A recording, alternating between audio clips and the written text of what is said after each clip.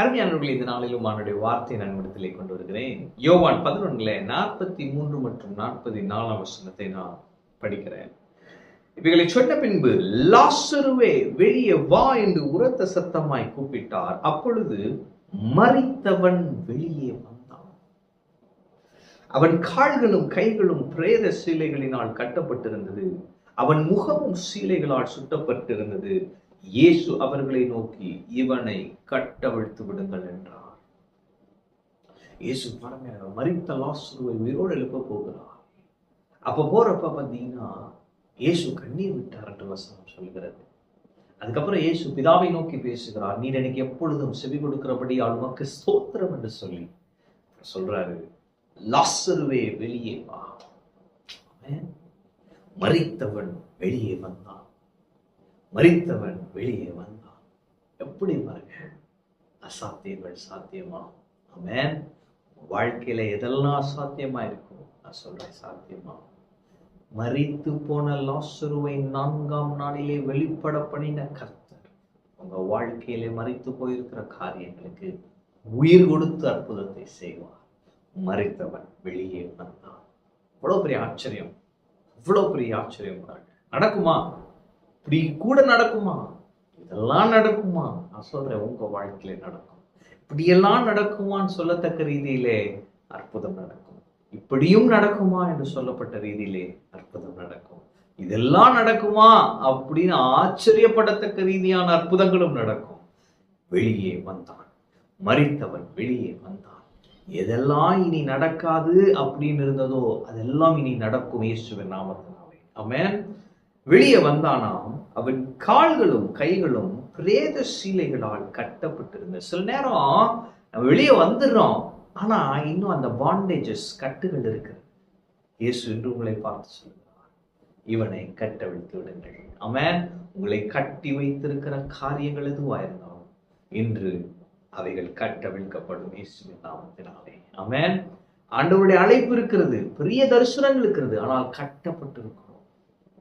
பிரேத சீலைகளினால் கட்டப்பட்டிருந்தது. அப்ப நமக்கும் மரணத்திற்கும் அந்த ஒரு பழைய வாழ்க்கைக்கும் ஒரு கட்டு இருக்கு பாருங்க. நீ ஆண்டவர் சொல்றார், இவனை கட்டவிழ்த்து. ஆமென்.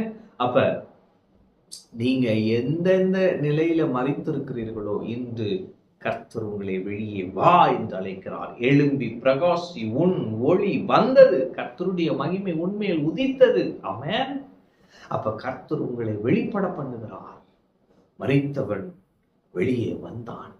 வாழ்க்கையில எதெல்லாம் மரித்த நிலையில் இருக்கிறதோ அது வெளிப்பட பண்ணுவார். உயிர் கொடுத்து வெளிப்பட பண்ணுவார். அவருடைய ஜீவன் வெளிப்படும். ஆவிக்குரிய ரீதியிலே நீங்கள் மரித்து போயிருக்கிறது போல் உணர்கிறீர்களா? ஆண்டவர் இன்று உங்களை வெளிப்பட பண்ணுவார். அவருடைய ஜீவன் வெளிப்படும். ஆமென். சில சூழ்நிலைகள் மரித்து போயிருக்கிறது, அதிலே அவருடைய ஜீவன் வெளிப்படும். அதே போல நான் சொல்லுகிறேன், உங்களை கட்டி வைத்திருக்கிற காரியங்கள் எதுவாக இருந்தாலும் என்று பரலோகத்திலிருந்து தேவன் சொல்லுகிறார், இவனை கட்டவிழ்த்து விடுங்கள், இவனை கட்டவிழ்த்து விடுங்கள். ஆமென். அப்ப கட்டவிழ்க்கப்பட்ட லாசரு தேவ சாட்சியாய் நின்றான். அடுத்த அதிகாரத்துல பார்க்கிறோம், இயேசு வராரு அவங்க வீட்டுல சாப்பிட. நிறைய பேர் வந்துட்டாங்க. அதுல சில கிரௌடு இயேசுவை பார்க்க வந்துச்சு, சில கிரௌடு அவர் உயிரோடு எழுப்பின லாசரு அங்க உட்கார்ந்து பந்தி இருக்கிறான் அவனை பார்க்க வந்திருக்கான். மரித்து 4 நாள் ஆயிற்று, நாருமே என்று அக்கா சொல்றா.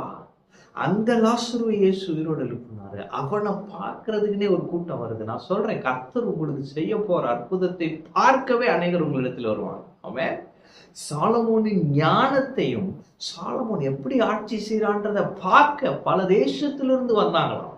அது போல கர்த்தர் உங்களுக்கு செய்கிற காரியங்களும், கர்த்தர் உங்களுக்கு செய்கிற நன்மைகளையும் பார்க்க அநேகர் வருவார்கள்.